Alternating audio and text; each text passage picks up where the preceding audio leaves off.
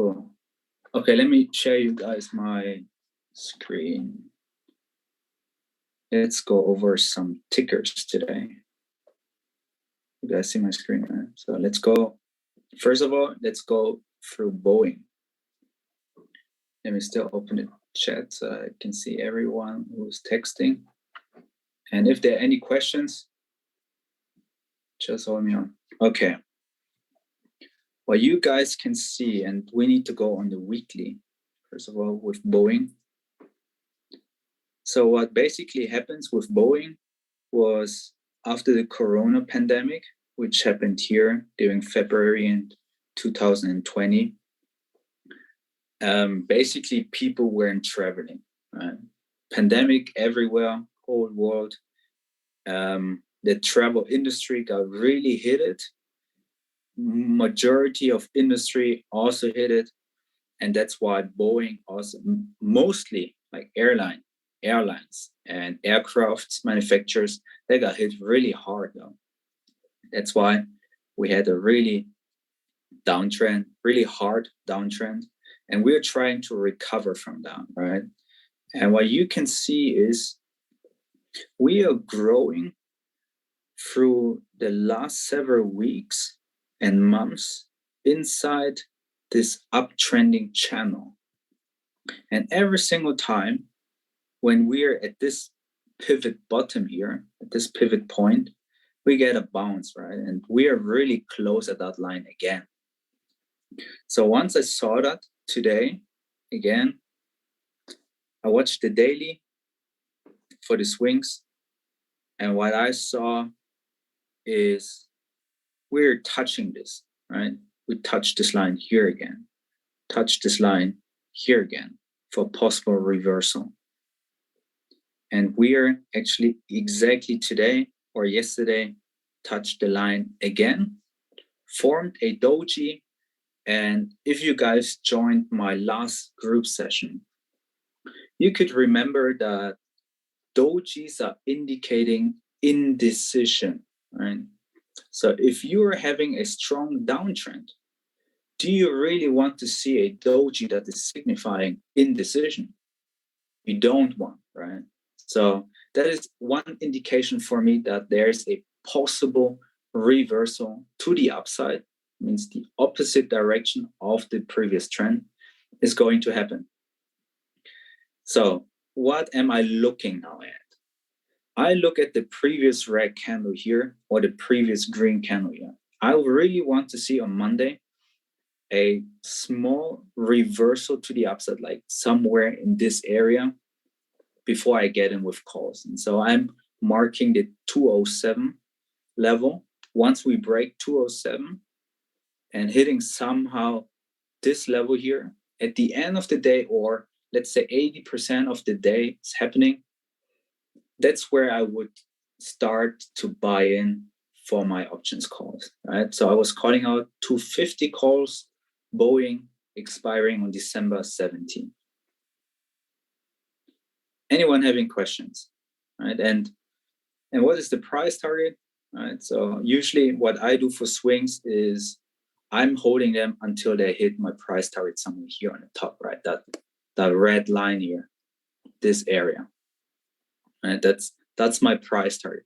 But if you really want to scale in with price targets, that means you're buying, let's say 100 option contracts and you want to trim once they hit your price targets. Here are your PTs, right? Your PT1, PT2, PT3, 4, 5, 6, and so on. And it is really important for this kind of swing that we stay in the daily chart. So I was using, in this case, the weekly chart to see the overall direction. And the daily chart I'm using in this case to see where's the perfect entry and the perfect exit. So these are the two timeframes I'm utilizing in this case for my swings. At the volume on the right side, this is the volume profile indicator.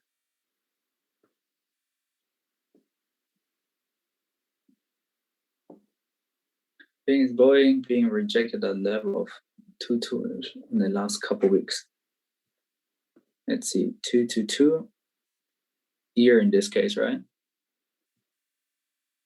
Yeah.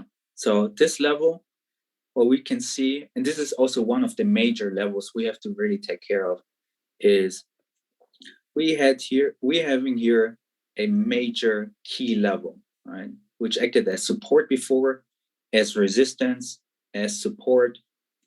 We broke through that. That means it's our new resistance. And once we approach this level, I want to see a strong breakout. And I really want to emphasize that it is a swing. That means if we are bouncing around this level, don't get nervous, okay? Never get nervous on your swings, because we have a price target and we are buying the time, right? We really buy the time until the expiration date. So that's the price we have paid for, and we want to maximize our gains by using the time we have paid for. And PT1 would be this level here, 210, but it makes no sense to have your PT1 for 210, right? When we are swinging that one. My stop loss on general would be below this line here. So for all the people who didn't join last time, there's one principle that is coming true when I'm setting my stop loss. And it is the stop loss is always at a position where it invalidates my hypothesis. I just imagine you're a pilot and you have your co-pilot and you're flying and making a decision. And your decision in this case is, my hypothesis is we have a upcoming uptrend, right? So the question is now, when is my hypothesis wrong? When we are starting doing lower lows, right? Because lower lows is part of the definition of a downtrend. And we want to do new higher highs and new higher lows, which is the definition of any uptrend. And so when we're crossing exactly this line here, which is 204.68, we are creating a new lower low, which is invalidating my hypothesis, which is we having a reversal at this point to the upside. Does this make sense for everyone? This is really important.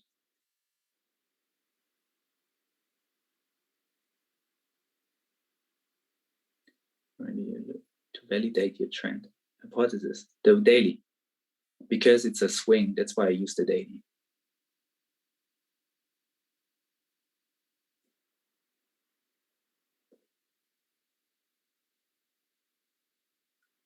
Did everyone understand that? Please, one yes and no in the chat, please. Cool.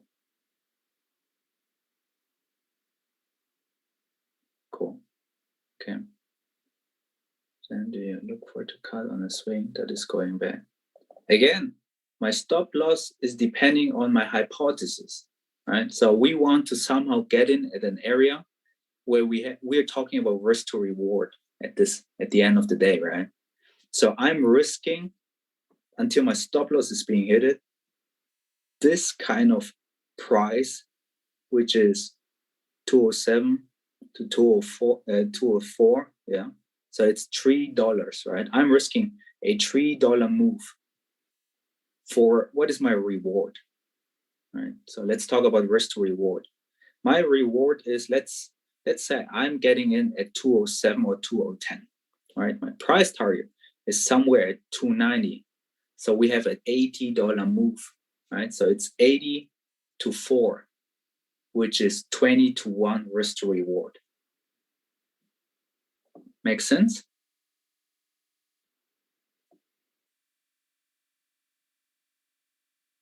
Okay, cool. Cool.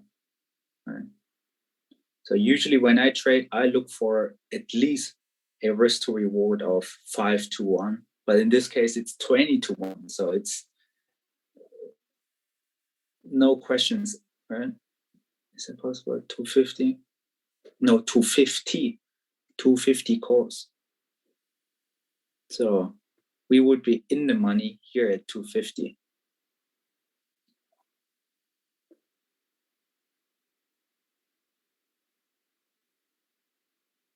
But you can choose also 230 if you like. You can even choose 210, right? So the delta is just higher, but I have my strategy, and that's why I'm using 240, 250 calls. Risk to reward, yeah, let's do that. So before you enter any trade on general, right? So it can be swing trading, it can be day trading, it can be even scalping, right? So before you start any trade, what you love to do is knowing your risk to reward.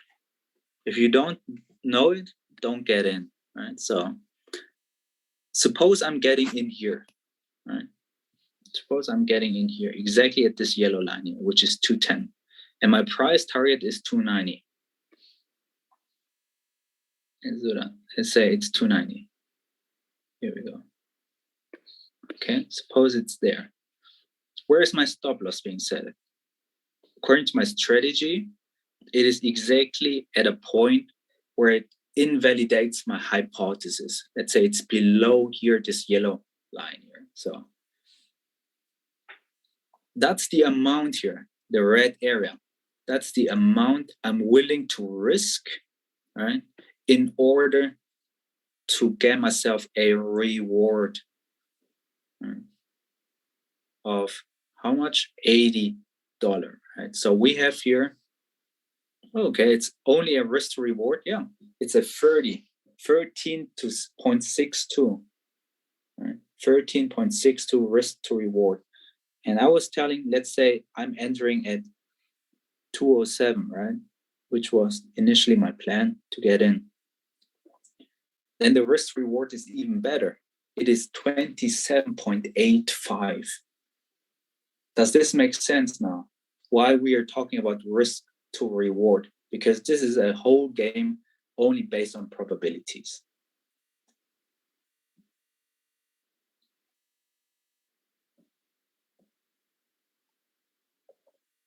Okay, how do you select the valid strike price for swings now? Can you repeat it for swing? Okay. Did everyone understand that about risk to reward?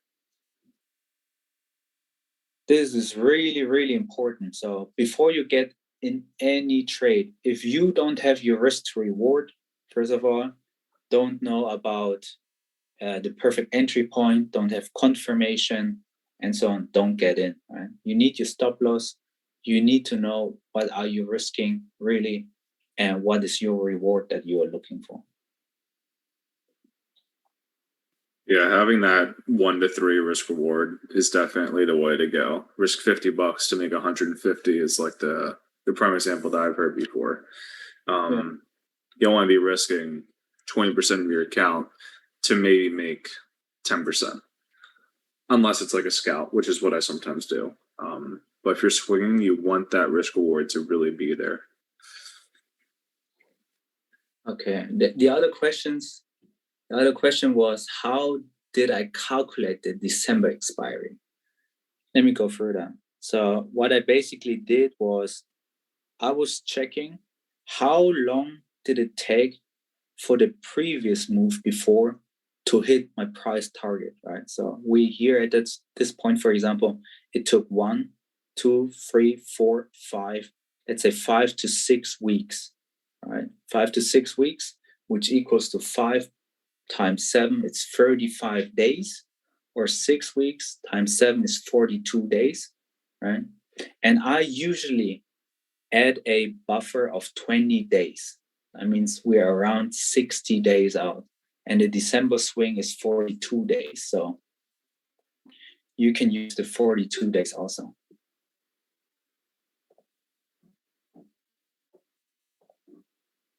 Make sense? Cool. Because the majority of the move you will see happen somewhere here, right? And then it might start to chop around.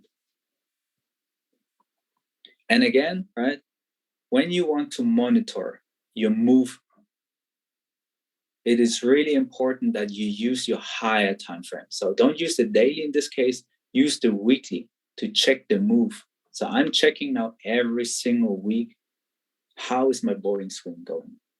Right? And there's another swing, which is also beautiful. Facebook, for example. All right, guys, see that? All right, so here again on the weekly, that's what I use for, which is here, we're entering an area of previous resistance, which is here, right? So a lot of supply happening, which turned into support here in this case before really people started to really buying in. Right? We are really approaching this area again. So here could be a really nice time to get into swings for Facebook in this case, right? So you want to check how is Facebook doing. In this case, Facebook was having a little bit struggle, but their earnings were okay.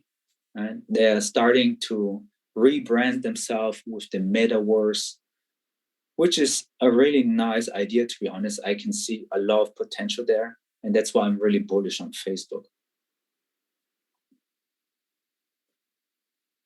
All right. Then let's go over Palantir. Palantir, short-term swing, right? So it was, let's check the daily. So what I saw with Kevin, because I know that Kevin is swinging based on the 4-hour chart. So that means again, right? So why do we use different time frames? The reason for that is if you see a setup on the daily, let's say it's a daily, not the weekly, not the 4, it's the daily. That means your next 4 to 5 candles where you expect the move to happen will be on that time frame. That means you're swinging 4 to 5 days. Make sense? When you see the setup on the 4-hour, you know exactly the next 4 to 5 candles will be your swing, or the next 2 or 3 candles. That means 4 hours times 2 to 3, which is equaling to 12 hours. That's where your next time will be how long you're inside that swing. And based on that, you're choosing your option contract.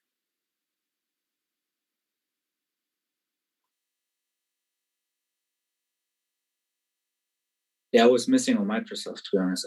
I'm getting angry with myself because I missed that. I was too focused on Tesla and Google and Shopify.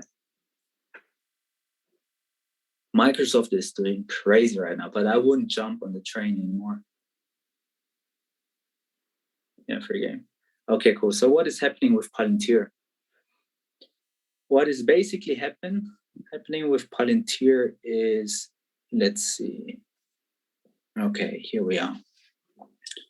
So what you can see is we're having a lot of resistance at this area before, right?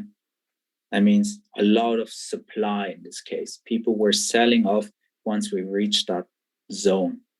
Just imagine you have any asset and you want to take profits. That price is really high so that you have a lot of profits. You urge to sell off. That's the area. So what is happening here is we are breaking really through that area. And that's what we call previous resistance, flipping into new support, right? That RS or SR flip, right? So we break through that, right? We pulled back, and now it's respecting your previous resistance, which turned into support. And that's where the perfect entry would be for Palantir swings. And I think Kevin would next week somehow during the day sell it off. Does this make sense to everyone? So the question is again, why did I call out puts on Palantir, right? Which was a scalp. The reason for that is, again, we are moving inside this uptrending channel. Here at this top part, this is where the probability for puts is really high. Here, the probability for puts is high. Probability for calls is high. Here for calls, high, right? So I saw this move happening, and that's why I called out puts. It was quick scalp. That's it. Anyone having any question? So it was, again, the swing on Palantir for calls was a A++ setup. Okay. Any questions for anyone? Was a good swing on Palantir. So Kevin was calling out Palantir for next week expiry, I think. And you need to choose yourself. But the thing is, the question is, how many dollars would Palantir move, right? What is the ATR of Palantir? And let's check that. So during the day, let's say, suppose we are moving really a lot, right? Let's say the next price target is somewhere here, $26. We're getting in at $25 to 26. That's a 50-cent move kind of way, right? So you need to make sure that first of all, when you get in, you have a higher delta, right? That means, does everyone know what the delta is? The Greek, so important. Yes and no in the chat, please. Yes. No, yes, yes, yes. Okay. Okay, because there was someone, okay. The delta is one of the factors that is calculated inside the premium of the option. The premium is the price you're paying for the option. So the delta describes the factor that you multiply with for a $1 change of the underlying asset. That means, for example, let's say Tesla, right? Moving $1. That means your option contract is increasing by $1 multiplied by the delta factor. Does this make sense? And because Palantir is only moving, let's say, suppose we're swinging it for a 50-cent move, right? And it's super cheap, by the way. You want to choose a delta that is high as possible, right? Like 0.9 or so that you get really the 50-cent move on your option contract.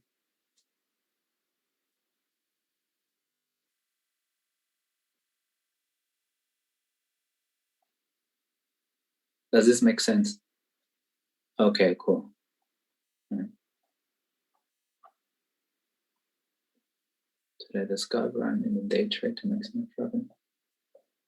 Key indicators to let a scalp run into a day trade. If you define for yourself that it's a scalp, then scalp it. If you define for yourself that it's a day trade, then day trade it. Right? Usually, I'm a day trader, even though, yeah, I'm a day trader, to be honest. Sometimes I do scalp, that's true, but usually I'm a day trader, right? And I day trade as long as my hypothesis is correct.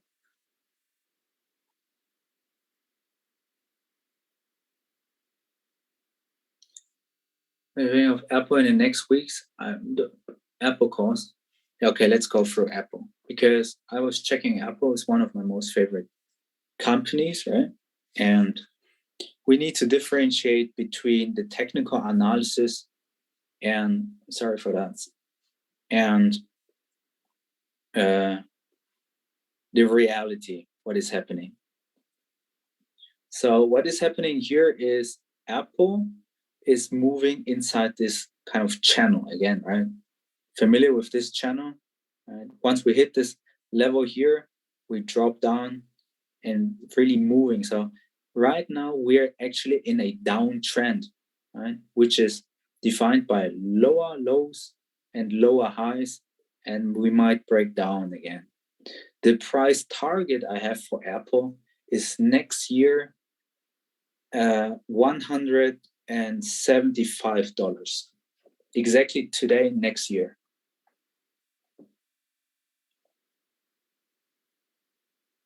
So I expect actually Apple to go down. Now I wouldn't swing that. If I swing, I would wait until it hits the base somewhere here, right? At the area of fair value, get in for calls, and then we're up.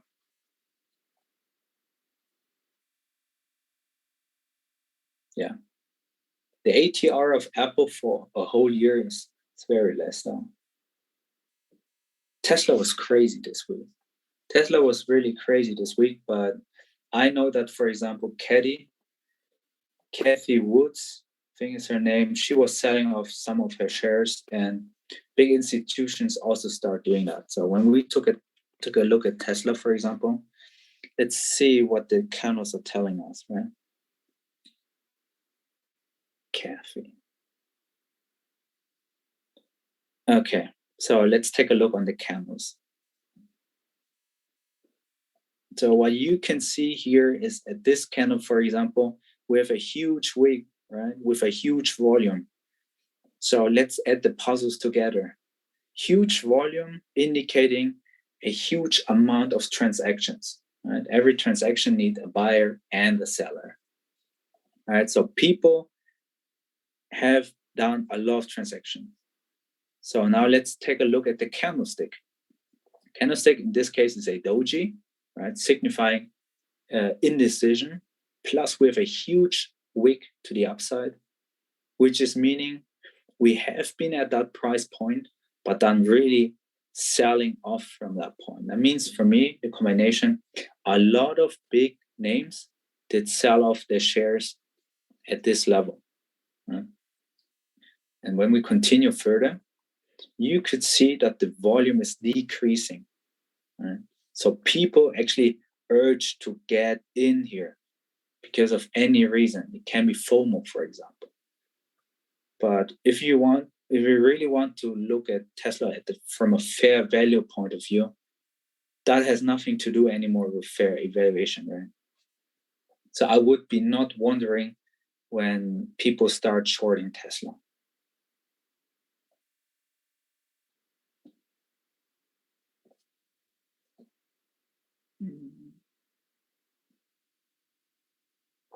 Okay. Any questions? Anyone having any questions?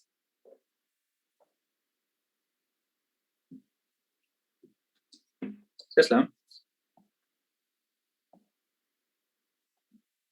Michael has a really good question. Which is the question? Okay, Michael D. Okay, how would you determine when I think it's PT, right? Price target, if you're only holding one contract on something. For example, my account size is roughly 3 to 4K.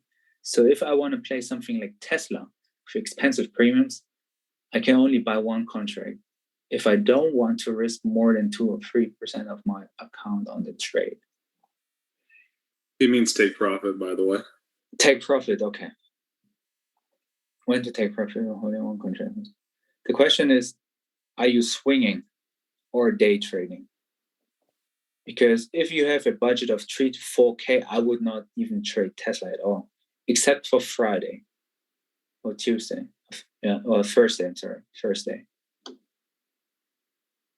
You're day trading, okay. So my first advice would be, and this is what you will see also when I make the 4K challenge, is I would choose completely different shares, right, that I trade as an option.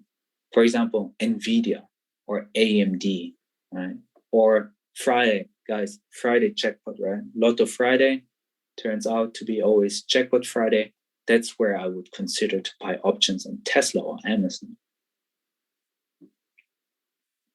Yeah, Monday and Tuesday is too expensive due to the time, the theta you have to pay, right? So far,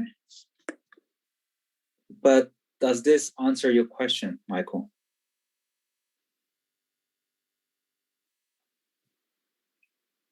You're welcome.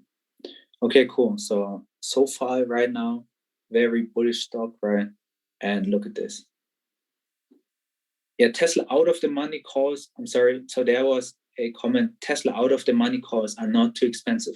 That's correct, but if it's too out of the money, you have again here your delta, right? That you need to keep in mind. If you're too outside of the money, your delta is so small, that little, that you're barely profiting, and your IV will crush you, and also your theta will crush you, especially on Friday.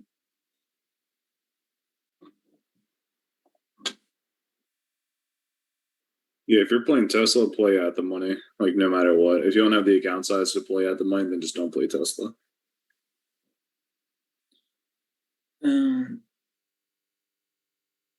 Explain when to use tailing stops and limit or don't use it. Okay, so we can skip. Watch this. Okay.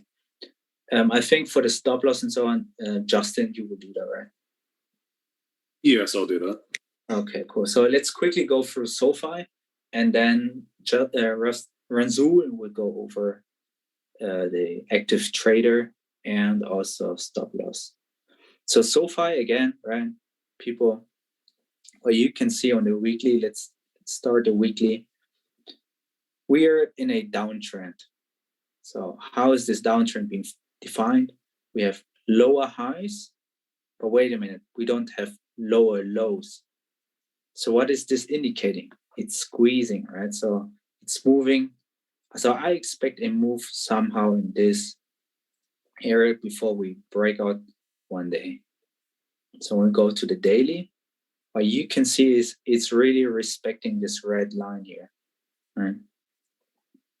So this is my resistance. The probability for puts for SoFi at this level is really, really high. So SoFi might chop around here, but if you want to swing it, I can see it clearly moving down to this level. All right, it happened here, right? So SoFi might be somewhere here right now. It goes up again, and then it goes down. Right? This is the technical part. Makes sense to everyone?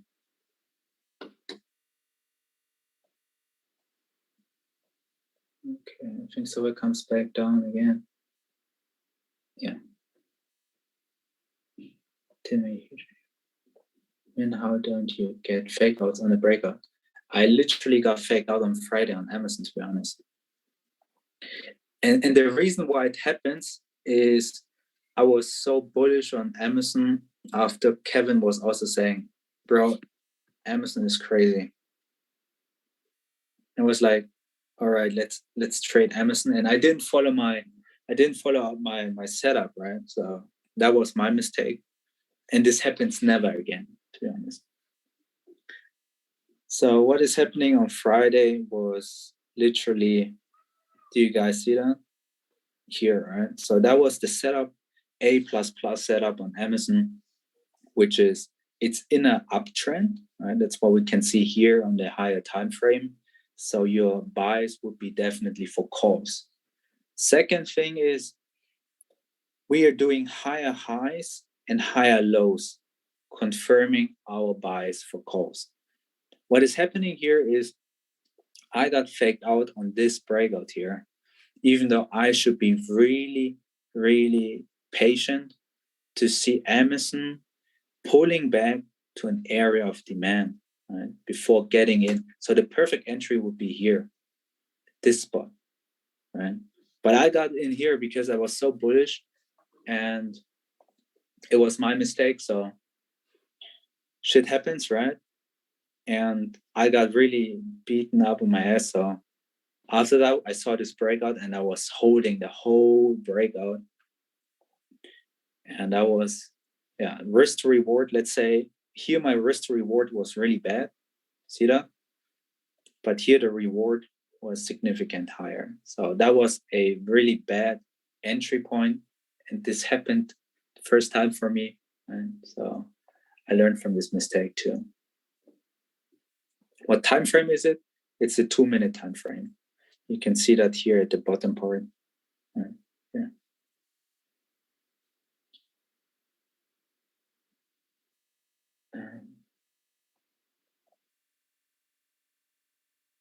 At a 2-minute, the reason why I use the 2-minute is the 1 minute, for example, what others might use is too choppy for me.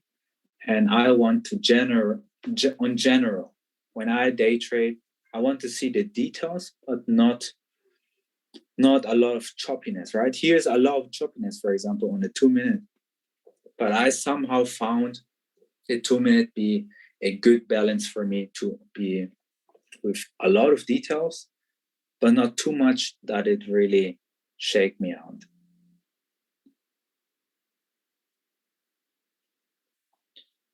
Oh, and it says every day. Also, how you preparing for the stocks today? Yeah, my watch list for next week.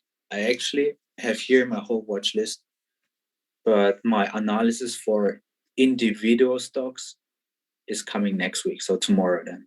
Tomorrow pre-market, I would prepare everything, but I will start with a lot of swings. So you will see me doing less day trades because we start with 10K account, right? So we have to somehow get first our profits in, right? And then we start with increasing the risk.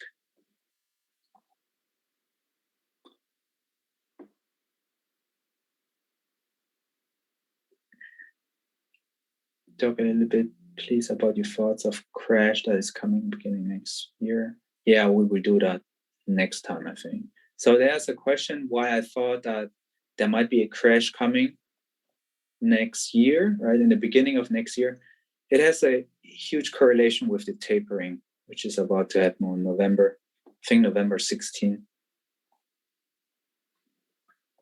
Okay, cool. If you guys don't have any questions further, I would say, Justin, could you share them the active trader, how to get in and out really quickly?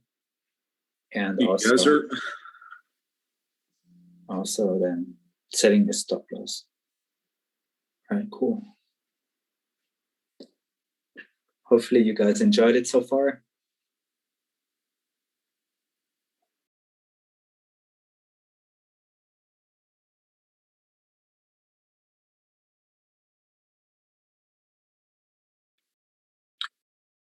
Okay, can people see my screen? Yes, I can. Okay.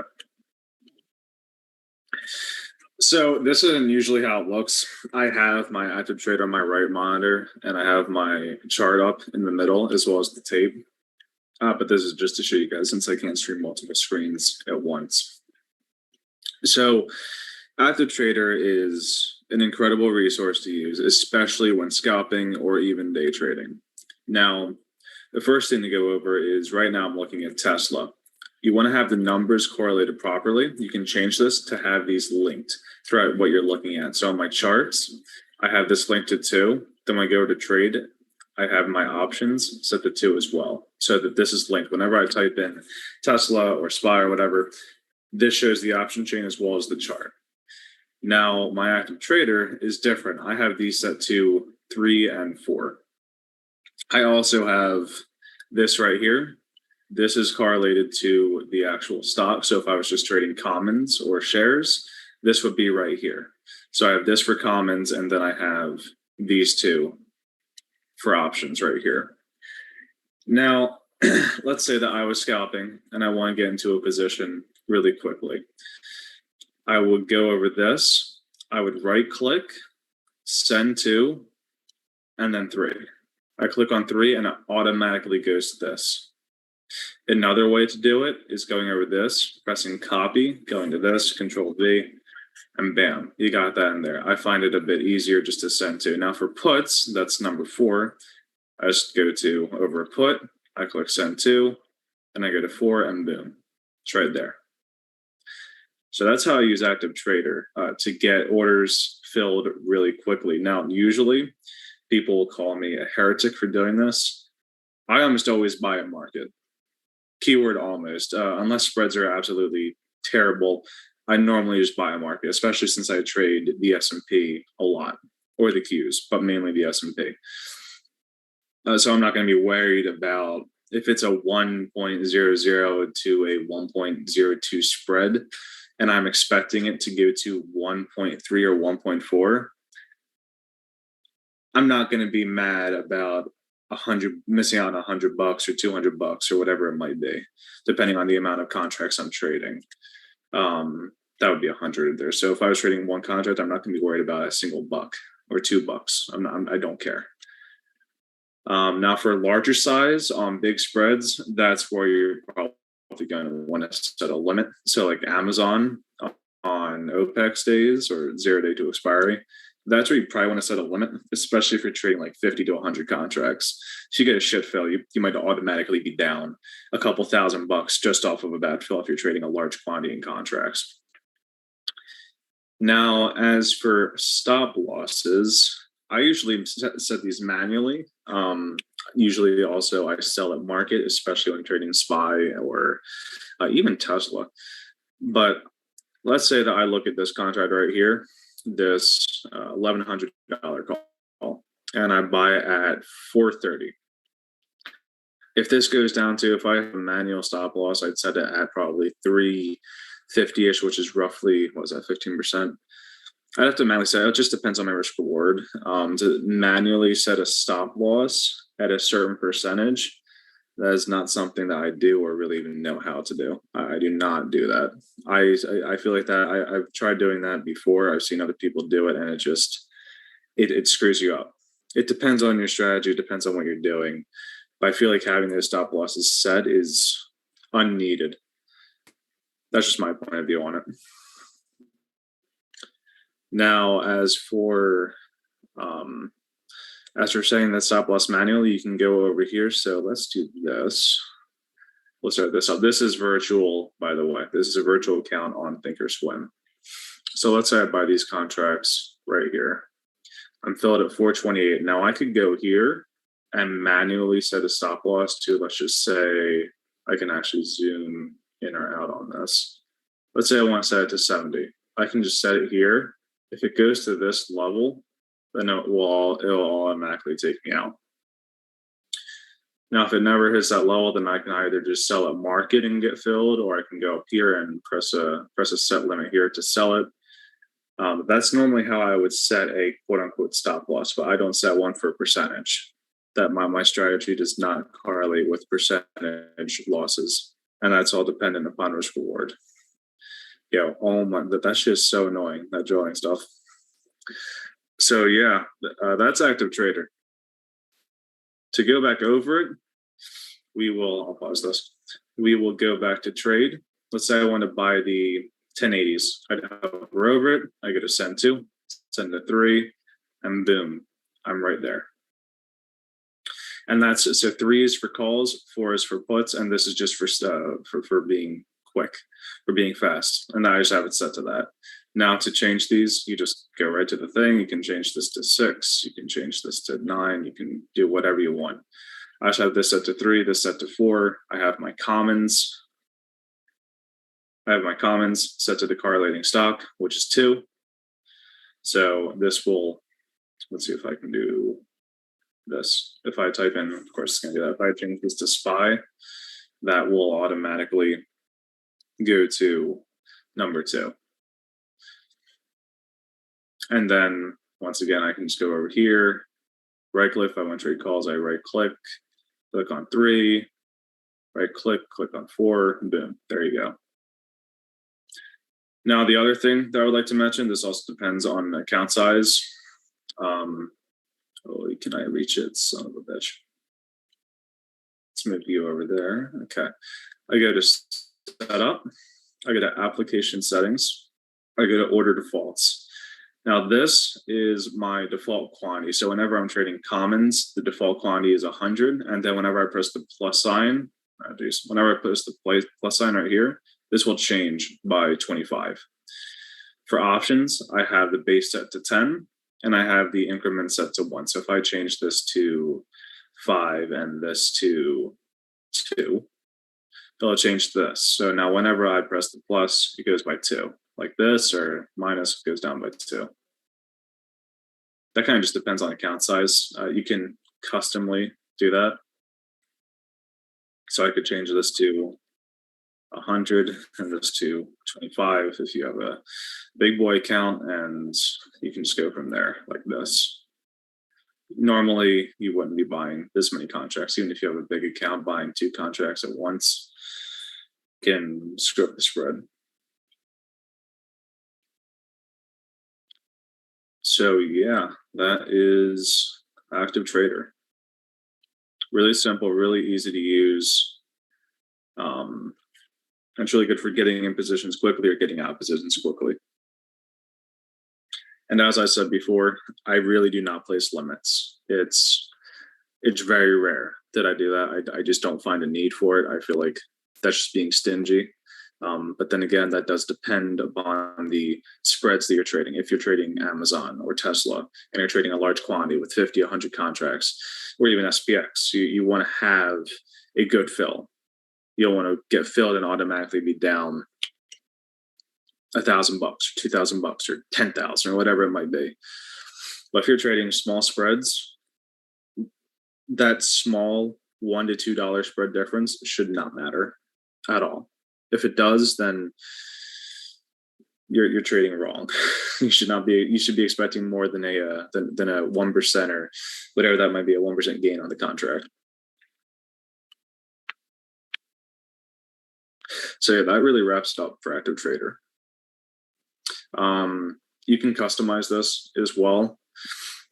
I have this set right here. If I was to use a limit, which as I said, I don't do, but if you wanted, you can click on this and it would instant buy the contracts, or it would instant sell the contracts if you go over here. And if you want to cancel an order,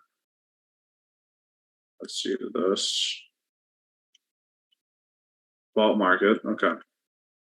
If I wanted to sell a contract, like right here, let's say, okay, I don't know why it's not filled. Normally it would show up right here.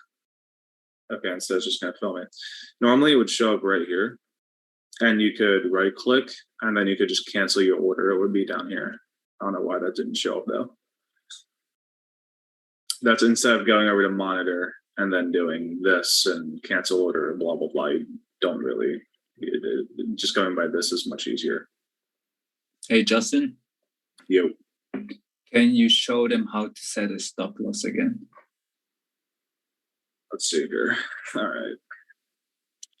How to actually set a stop loss. The way that I know how is by going over to monitor, going over to the position, and there should be, can you do it now with options? I'm on the wrong tab. You would go right here, you would right click, create closing order. You'd go to stop, and then you can just go right here. Let's move this to the side.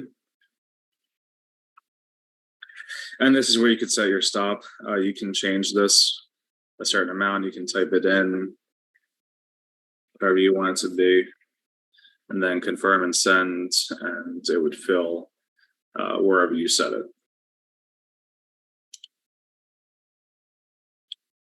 That's for manually setting a stop. I normally just set it through Active Trader if my position is going against me. Which is, once again, through Active Trader, you do it on this tab right here. Yeah. I bought contracts at, let's say, 98. 15% is about, what's that, 88 roughly. I could just hit it right here.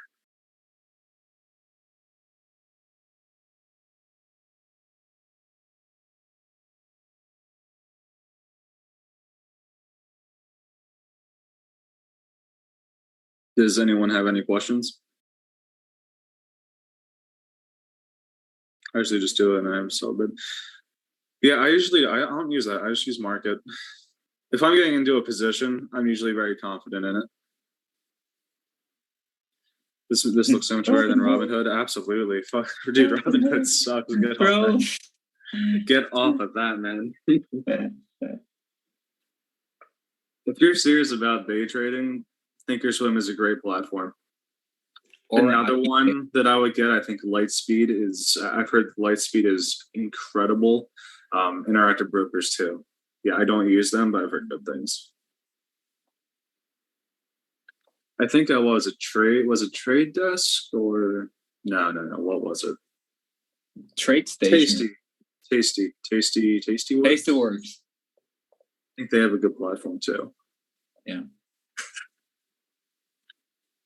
TD Ameritrade, their customer service is incredible. You call them up, they will answer. Like, they are incredible. Without question, it's the best customer service that I've ever had for anything. You call them up and you have a question, they don't charge you, they don't do crap. You just ask them the question and they'll try to find that answer. I've asked a few questions where the person didn't know and they went out of their way to ask a trader and they found the answer and did the research. It's really incredible. So yes, I cannot recommend Thinkorswim enough.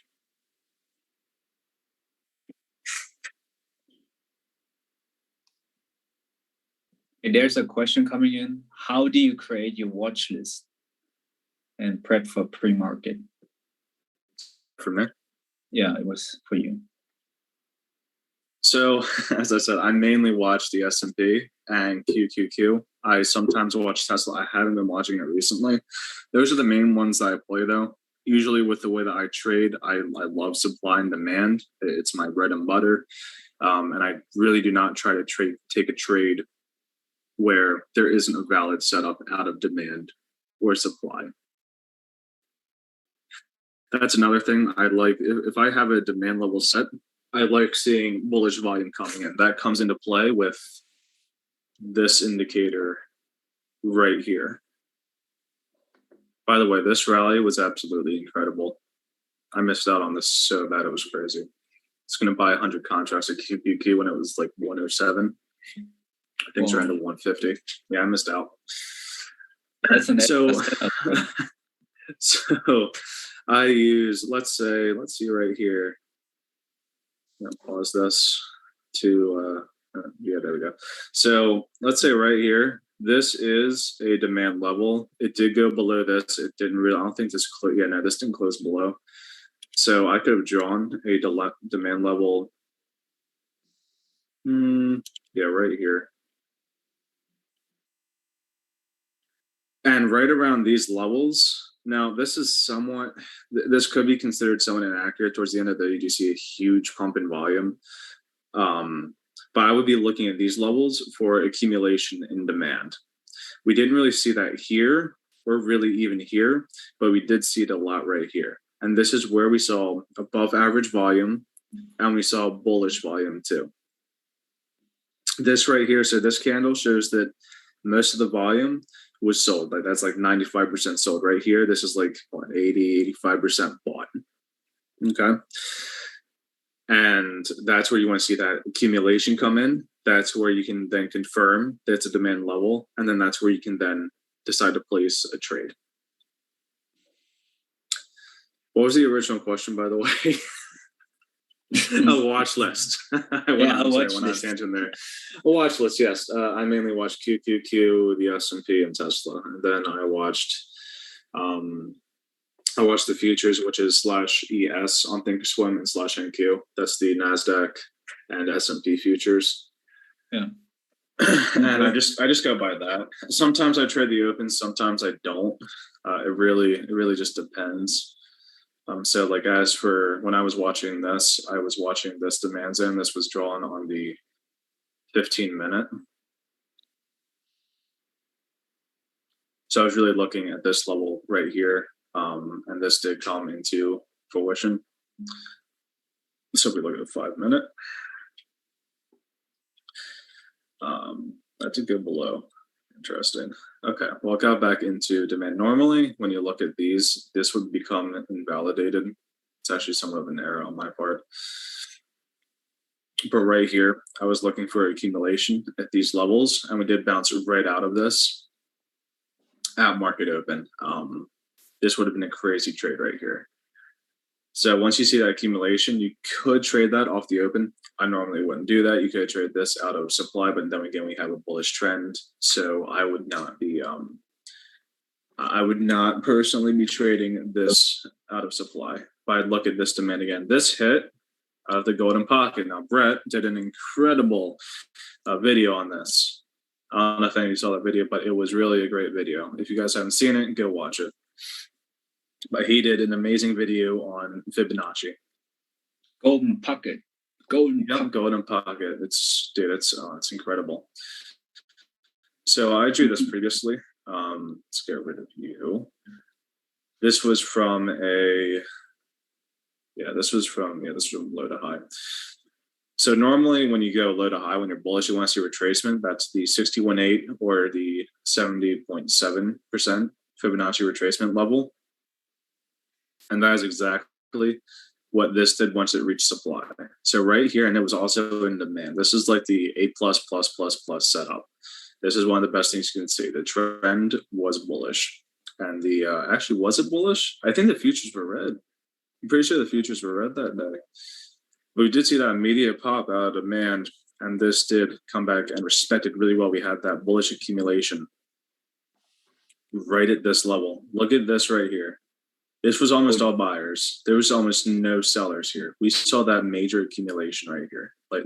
Barely, there's like 1% sellers right there. So when you see that major accumulation out of golden pocket and demand, that's the creme de la. That is the best setup that you can look for. Golden pocket is 61.8 and 0.707. So when you go to, let's do this, edit Fibonacci, you can set this up here. You can add different ones as well. So I have all of these set up. I just look at the other ones as levels, but whenever I'm looking to really place a trade, like this was, as I said, this was an A++ setup. You can't really ask for much more. Predicting a move up to supply, this is where you would have taken profit. So you would have gone in right here, you would have sold right around here. But as for Fibonacci, I have 0.618, 0.65, and 0.707. This is the golden pocket. I have it as yellow just to make it easier. It distinguishes it.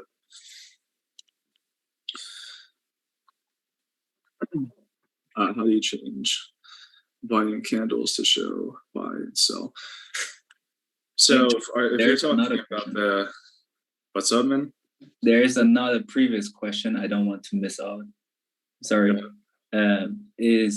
Is there a way to set a limit price in active trader from Erica? From what?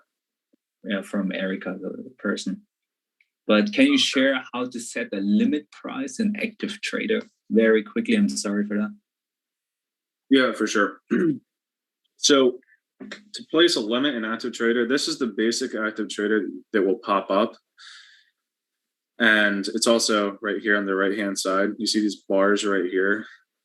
You click this, and this will show up on a screen. So I have active trader. I have level 2. To place a limit, you can either buy the ask. I don't get filled much, but to place a limit specifically, if you want to get filled on active trader, you would place it like this. So we see bid, we see ask. If you want to buy to open contracts, you would just click right here, and boom, you get filled. Why the hell that phone? I don't even think I have this thing running. Okay. I had this set at 136, and I just pressed that, and it would fill me. Once it gets to that level, that immediately filled me. I'm on virtual, so that's going to fill me immediately. Now, if I place it right here, it's going to fill me. If I place below, it won't fill me until it gets down to the level. But this is how you set limits. Now, to sell, I would go wherever I wanted to sell, press this, and boom, you're going to get filled at 153 if it reaches that level. So that's how you place limits. This is really good. The other thing, look right up here on the top, we see net position. Sometimes people have open orders, or they don't know how many contracts they have, and you might have to look back at the monitor. You can just see your position right here. So let's say that you thought that you might have got filled on contracts. That's just a mislapse in judgment. Well, you can see how much you have right here. These are your open positions. These are how many orders you have. This is your current position. So whenever you sell these, let's say that I sell this right here, sell 10 contracts, I'm now down to 20. Sell 10 more, down to 10. Then, oh yeah, the other one's already in. So I would go right here. I already have open positions, so now I'm trying to sell the other 10. It's like, why the hell isn't filling? I go right here, because this is my order, the one that shows up in red. Cancel order. This is another order I have. Now I set that. Boom, sold out of my position.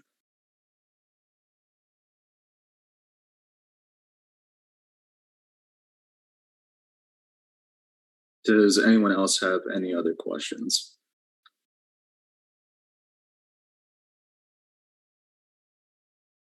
Let's see, would you show us how to trace the Fibonacci level? Yeah, so this depends if you're bullish or bearish. You can see Tesla. I did have an example of this somewhere. Yeah, right here. Oh, another thing to note, whenever you're using drilling tools, you can go right here, drilling tools, and click on this. You can just click down on the scroll wheel, and it shows up like this, which is such a shortcut. This is so annoying. Going to this, and this, a button now. That, boom. Okay. So to draw fibs, let's say that you're bearish on a stock, you draw from the low to high. So we're specifically looking at this area from this right here. So let's say I was bearish. I could draw it right down to here. If I was bearish, I'd be looking at this level right here to take a short out of. And as you can see, this basically worked. These candles didn't close above, so this was still validated. If these candles closed above, then this golden pocket would basically be invalidated, especially if it closes above the 78.6 fib. Then that's basically that's the major stop loss. If I was bullish, let's say I'm looking at Tesla right now. I can look at, for next week, let's say, for tomorrow, if I wanted to trade this, I could look at the low and high of the session. This is the low right down here. I draw this, boom. I'd be looking for a retracement back to this level. Will that happen? You never know, but this is a good level to have. High to low and bearish. Yeah, so low to high is if you're bullish, you want to see a 61% retracement, 61 to 70% retracement. Vice versa if you're bearish. Yeah, so if I was bearish, I'd draw it like this. So I'd look at this in the future. Now, this was kind of invalidated, but so I really wouldn't be looking at that. But if you were bearish and this matched up, just gap down to here or something, I would look at this level to take a short out of. Oh, and as we can see, the golden pocket right here comprises of a previous supply zone from like right about here to right here. If you're being a bit more conservative, you could just do about right here to right here. But using fibs is definitely great to confirm moves if you're in demand or supply. Volume, yeah, so this this volume indicator, this is custom. I tried finding it again and I couldn't.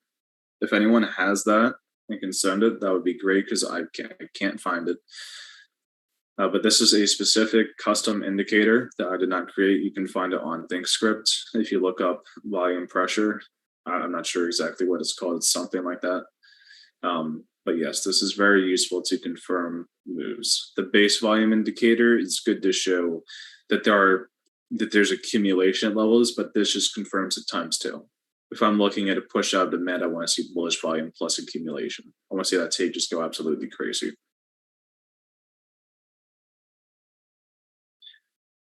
On shorter time frames, okay.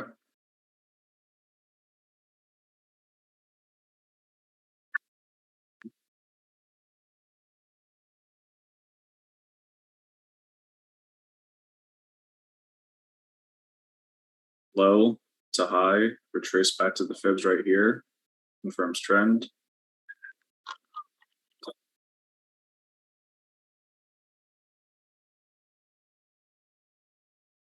Yeah, I don't really use them on lower time frames that much. I sometimes do, but to really confirm a decent sized move, I don't use them. And these don't always work. I mean, it's nice to see, like right here, you can see that just happened. That worked to a T. But when looking at, sometimes it will not go back to this level. It might only go back to the 50%. This is where you would want to see. This was also happened to be the 200 SMA and EMA and VWAP as well, which are all strength indicators.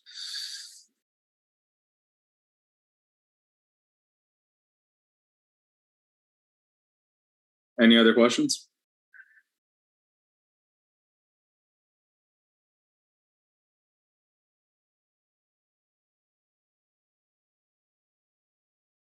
You draw low to high.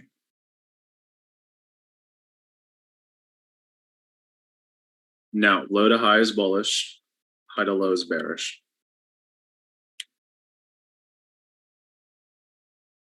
Supply and demand shortcut. What do you mean by that? How do I draw my levels?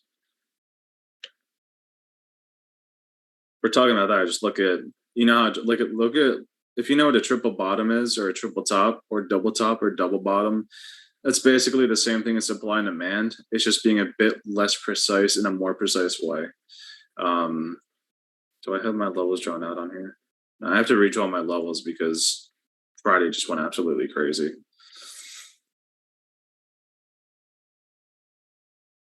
But if I'm looking, like, let's look right here on Tesla. I'd probably be looking at this. This is a bit of a large candle. This is a bit less precise. So I'd probably look out of here to right about here. As you can see, it also comes back to this level.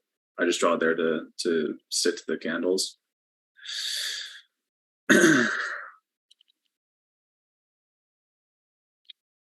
So as we can see, it's basically a triple bottom in a way. So demand, you want to look for triple bottoms or double bottoms, and for supply, you want to see triple tops or double tops.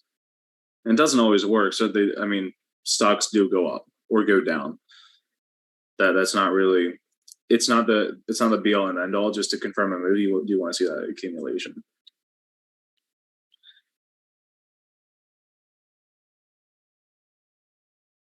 Quick way to open. Oh yeah, so right here on the scroll wheel, you click down the scroll wheel and it shows up your drawing tools.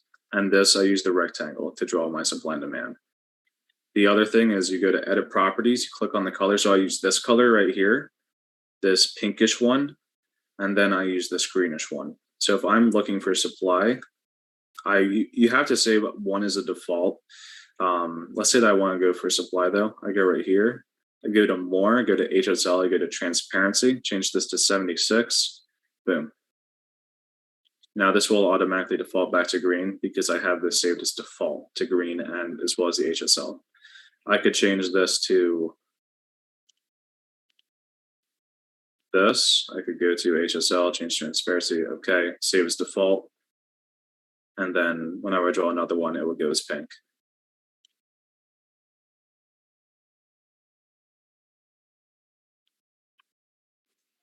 Cool. Does anyone have any other question else? Because we're already 1.5 hours in.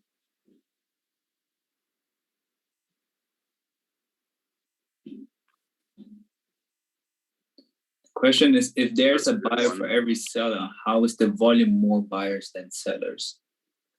You explained this one really well, Manoj. Yeah.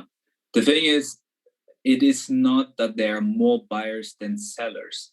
The volume is indicating the amount of transactions, right? And the price change is due to the fact that the price they both agree on at that particular transaction. That means when the current price, let's say for Tesla, is $1,100, right? And you both agree on a price that is below that, that's where you would see the candlestick to decrease, like being red. Does this make sense to you, Steve? Okay, cool. There's always a buyer and seller, right? And we are more bear, like the candlestick shows bearish sign when the price is below, right? And when the price is above that current price, that's where we see a green candle forming. Oh, and someone said something about 458 for supply on the S&P. No, not anymore. The top of this could be considered supply. We'll have to look at futures. When we reach an all-time high in SPY, the best thing to do is just look at the futures. Right here, this is not, you could draw a supply zone or like a resistance point at 459.36, but once, it depends on the time zone you draw it on, but if you're to draw this out on even the 15-minute, a supply zone at 450, that's right here, demand. Yeah, no, this would not be a valid supply zone anymore since we closed above it. Supply and demand automatically becomes invalidated as soon as it closes above on the time frame. Yes, demand. Yes. This is a demand zone, and then we could go If you really wanted to try to find one to nitpick, you could draw one right here to right here. That was an A++ setup, bro. Like entries for calls at area of demand. That's so beautiful. You know, I've noticed that Kevin has been doing. He was talking about area of demand entries on that supply and demand a lot in that session they did a week ago, which is good to see. Supply and demand is everything. I think that supply and demand really emphasizes a bit of a more precise yet less precise strategy. Like I could look right here and say this is a triple top in supply, which could work, but I feel like too many traders, if it closes above this, that supply is automatically invalidated, or that triple top is automatically invalidated, which is not always the case. Okay, cool. Anyone having any other question? Else, I would love to close this session today. And I hope everyone could get some value from this session today. So I need some feedback from you guys. So I need you text in TCX for me to see if there was any value that you could see and what you have learned, so that I know that it was beneficial for you guys and we can continue doing that group session every Sunday. Herb H entered the waiting room. A bit late there. Recordings, I think that will be in YouTube, right? Tio was doing that. I hope he still is. And we will get that out by Mir and Min H will at Silver whenever we get it. It takes some time to upload.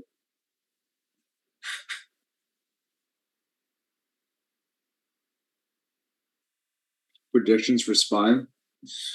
So if I had to give one, it's that there's the FOMC on I believe it's second and third, is it? Second to third, I think. I might be wrong on that. I'll have to look again. Pretty sure it's this week, though. This is where there will be an increase in volatility, aka VIX, VIX, or VXX. And this is where, for me, I am long on VXX shares for a swing. Because no matter what, we are going to see that volatility. And that thus meaning that if we do see a spike in volatility, the S&P will drop. And it did create all-time highs. So seeing a dip this week is very probable. But that being said, I would never short the S&P. Long volatility, but don't short the S&P. Really stupid to do. Unless you're scalping it. But swinging shorts, no.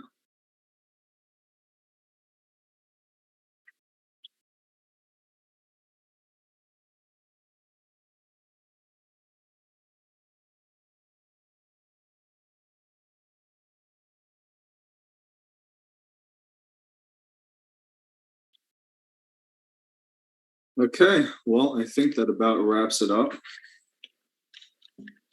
It's 2:30. That was pretty good. And where the heck did Nightmare go, man?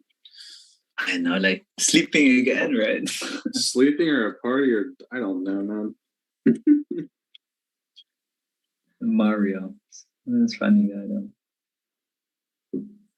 Well, how was it for everyone? Should we repeat a group session again next Sunday? Did everyone gain some knowledge today? Actually, men, before we go, I have a question. On your charts, you have, I think your green candles are hollow and your red candles are filled up. Why is that? I just see it better. Gotcha. Okay, I didn't know if there's a technical reason for that.